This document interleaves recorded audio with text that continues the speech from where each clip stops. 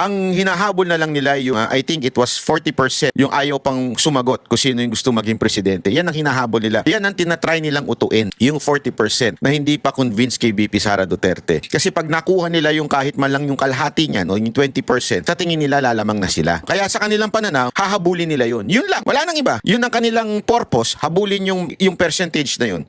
Again, pag hindi kayo nanindigan sa katotohanan, sasablay lahat ng kwento. Katulad na nangyayari ngayon. Sa tingin ko, kesa na nakakatulong yung whistleblower sa kanilang goal na siraan si VP Sara Duterte, lalong nasisira, lalo tuloy nakikita ng mga tao, bakit kaya sinisira ito si VP Sara Duterte? Ano kayang meron? Ano? Bakit kaya siya pinagtutulong-tulungan? Bakit kaya ganyan silang takot na takot kay VP Sara Duterte manalong presidente? Tapos, pag nakita nilang kasinungalingan, how can you believe the government or the kakampuit or the makakaliwang NPA sa kanilang ikakampanya sa 2028 kung ngayon nagsisinungaling sila at booking na booking sila dito?